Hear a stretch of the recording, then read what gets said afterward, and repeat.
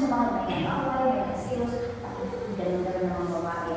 O, so yun, require niya ako, 5 ang barangay, naging 5 ka barangay. So, kada asawa ni Kaka, nandun sa barangay. So, siya na lang ang bisita sa kada asawa. Kung sa ngayon na, isip-isip, Monday to Friday bisita, Saturday, Sunday, day off sila, ulit na siya sa kanila. Kasi sa bahay, walang asawa niya sa stay. O, so yun na, pagkalita ka barangay, yun ang pangalan. So, hindi pa nakaabot sila bilang. Ang kada barangay, yun ang pangalan ng kada asawa nila, ang Reyna. O, unang asawa ni Lambo, Reyna Tirana. Si Reyna Tirana, so yung Reyna municipality namin ngayon. Pangalawang asawa ni Lambo, si Reyna Cojing. So, ito na barangay Reyna Cojing. So, i-arrive na lumagila ng isa barangay at tumatag na yung Enzo, Magallanes means Manila. So, ngayon is barangay Magallanes na. Pangalawang asawa ni Lambo, Reyna Ojaja. So, yung mga ilaytas ko yung Labon, so lang dito na kayo sa Labon. So, yung puntahan yung Labon Beach Resort, so yun ang pinaka-unang resort namin ng Manila. Labon Beach Resort noon is Reyna Ojaja, pero ngayon barangay San Agustin na. Kung nandun na kayo, parang is Labon Beach Resort, barangay San Agustin. Yun ang kanilang patron. Ang apat na asawa nito lang po si Reyna Panday. So, dahil kayo sa Dakdang Resort, sa may dulo nila lagi si Panday. Ngayon is barangay Lugsungan na. Kung nandun kayo sa Dakdang. Pang-limang asawa nito lang po, Reyna Maanyang. So, ibig sabihin ng Maanyang, pinakamahusay, pinakamaganda asawa ng pang-lima. So, yun ang dahilan. Nilagay niya si Maanyang. So, lagi kayo sa welcome ng asawa court.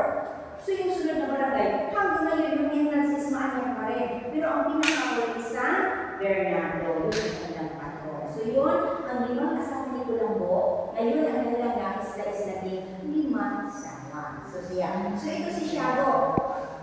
Si Rara Shadow, kami siya sa buto, siya ang nasa Mindanao. Pero nagstay si Shadow sa Butuan Agusan River. So, galing siya noon, nagbisita sa isla kasi kapatid sila, o nag-training po sila, abot po sila din pagka-28 na siya 27, pagka-training na kami, nag-abot po sila din.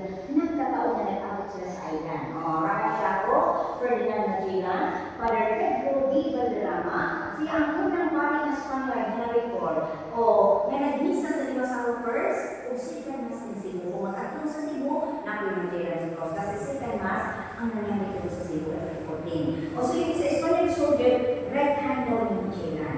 So pagkatapos sila din sa kanyang biyahe, yun ang nilalagay. Ang nilihan sila mga Muslim Espanyol, may kasama silang interpreter. Enrique de Malakas, yung interpret, pagkatapos City Cavite ang nag-write. So yun ang dahilan na nakadocument ang nangyari ko din sa pag-ikot sa buong mundo. Pagkatapos ang galing sila sa Julian sa Spain, nagsakay sila Ugal yun.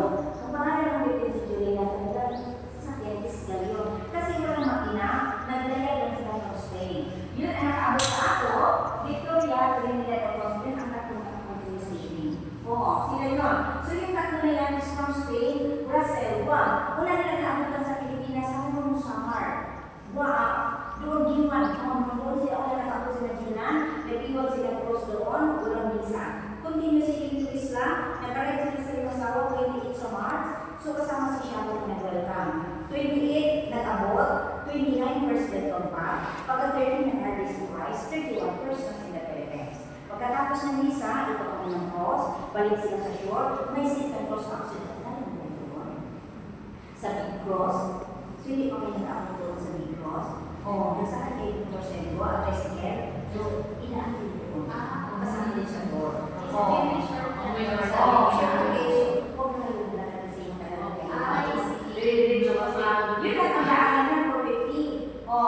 So, pag buong kayo sure ka, so madaan na yung mag-level na tanis, kasi yung matang-matanis ng taon dyan, sabi sila Lopez, dito doon na sila yung sa kayo. Hanggang rin, dito yung tanis na, pero ang mga nag-aalam mo na kung naging alam mo anong matanis na tanis na yun.